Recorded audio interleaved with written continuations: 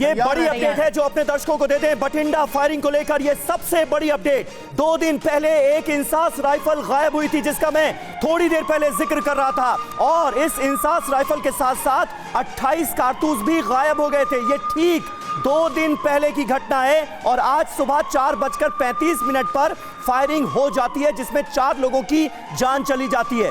दूसरी सबसे बड़ी अपडेट टीवी 9 भारतवर्ष आपको दे रहा है, कोई भी बाहर से नहीं आया था, मिलिट्री स्टेशन में कोई भी बाहर से नहीं आया था। तीसरी सबसे बड़ी खबर, पंजाब पुलिस ने कहा है कि यह आतंकी घटना नहीं है। तो ये 3 सबसे बड़ी खबरें इस फायरिंग से जुड़ी टीवी 9 भारतवर्ष आपको बता रहा है। बड़ा अपडेट, 2 दिन पहले एक इंसास राइफल गायब हुई थी, 28 कारतूस भी गायब हुए थे।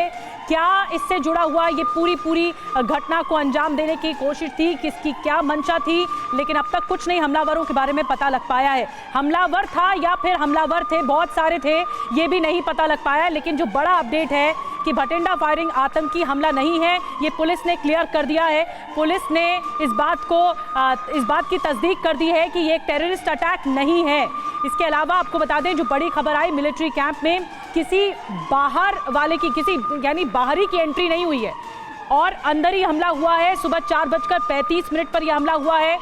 एक अपडेट ये कि इंसास राइफल गायब हुई, 28 कारतूस गायब हुए और अब लगातार छन छन कर खबरें आ रही है कि फायरिंग की घटना हुई है और फायरिंग में 4 जवानों की जान चली गई है।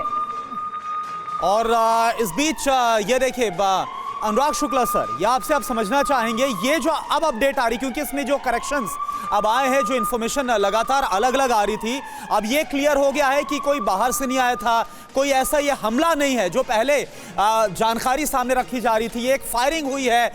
इंसास राइफल 2 दिन पहले गायब हो गई थी, 28 कारतूस भी साथ में गायब हो गए थे। ऐसे में क्या लग रहा है आपको, फिर ये जो गोलीबारी घटना हुई है उसके 2 दिन पहले का ये जो बैकग्राउंड अब निकलकर सामने आ रहा है, इसको आप कैसे जोड़ पा रहे हैं?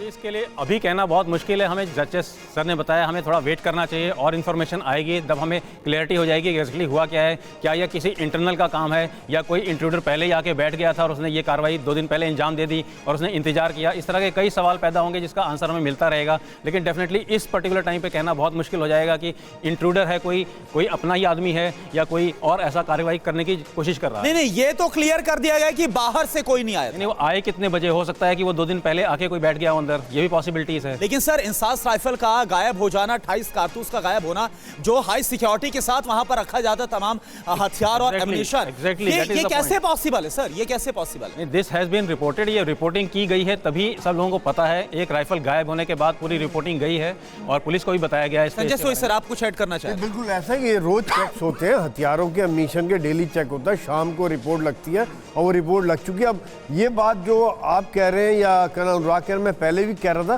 कि क्या वो कोई आपस में कुछ झगड़ा है या बाहर से आया या क्या, ये घटना अभी हम कुछ नहीं कह सकते इसके बारे में। मैं तो सिर्फ ये रिस्पांस की बात बता सकता हूँ कि क्विक रिस्पांस टीम जो है वो हमेशा फायरिंग भी ऐसे समय में हुई जब बिल्कुल सुबह थी। किया जा सकता ये राइफल गुम हुआ है, कारतूस गुम हुए हैं और ये मौत, जब तक एक इन्वेस्टिगेशन नहीं होता, पूरा इन्वेस्टिगेशन और पता चले कि क्या है, तो हम कह रहे हैं कि हाँ एक बड़ा कैंटोनमेंट है, एक राइफल गायब हुआ है, कुछ कारतूस गायब हुए हैं, फिर देख रहे हैं कि कुछ मौत हुए हैं, तो दोनों का इमीडिएटली नहीं। ये जो फायरिंग हुई है सर, उसकी टाइमिंग को लेकर भी सवाल उठ रहे हैं। तड़के सुबह हुई है ये फायरिंग, इसीलिए भी क्वेश्चन ज्यादा उठ रहा है। जी, आप बोलना चाह रहे हैं? देखिए, इसमें 2 महत्वपूर्ण बातें जो छनकर सामने आ रही है वो दिखाई दे रही हैं कि अगर बाहरी शक्तियां नहीं इसमें इन्वॉल्व हैं तो ये सुकून की बात है, क्योंकि वो बठिंडा तक सीमित नहीं रहता, दिल्ली को भी सचेत रहना पड़ता और देश के अन्य हिस्सों को भी सचेत रहना पड़ता। लेकिन दर्द की बात ये है कि अगर किसी कारण बस इंटरनल डायनेमिक्स में बिकरिंग है और कंटेनमेंट किसी तरह का खालिस्तान की छाप या उसका स्लीपर, लेकिन सर इस बात की कोई पुष्टि नहीं। सर यहाँ पर क्लियर हो गया है प्रोफेसर सतीश कि ये आतंकी घटना नहीं थी। एक मिनट, यहाँ पर जो देखिए आधिकारिक जानकारियां आ रही हैं, जो पुख्ता जानकारियां आ रही हैं, वही हमें दर्शकों के सामने रखनी चाहिए। और ये बात अब क्लियर हो गई है, पंजाब पुलिस ने ये क्लियर कर दिया है कि ये आतंकी घटना नहीं थी। पहली बड़ी बात। दूसरी बड़ी बात, मिलिट्री कैंप में ये फायरिंग हुई है, फायरिंग की ये घटना थी। तीसरी बड़ी बात, एक इंसास राइफल और 28 कारतूस 2 दिन पहले गायब होते हैं। चौथी बड़ी बात, 4 लोगों की मौत हुई है। इसके अलावा अभी और कोई भी जानकारी जो कहीं भी आपको मिल रही हो वो पुख्ता नहीं मानी जा सकती, ये क्लियर कर लेना चाहिए। मिलिट्री स्टेशन में फायरिंग हुई है, पंजाब पुलिस ने साफ तौर पर इसे कहा है कि आतंकी घटना नहीं है। 4 लोगों की मौत हुई है। इस वक्त जो कॉम्बिंग ऑपरेशन है वो चलाया जा रहा है, सर्च ऑपरेशन चलाया जा रहा है मिलिट्री कैंप के अंदर। इस क्लैरिटी के साथ कि ये आतंकी घटना नहीं है, हमें बात करनी चाहिए।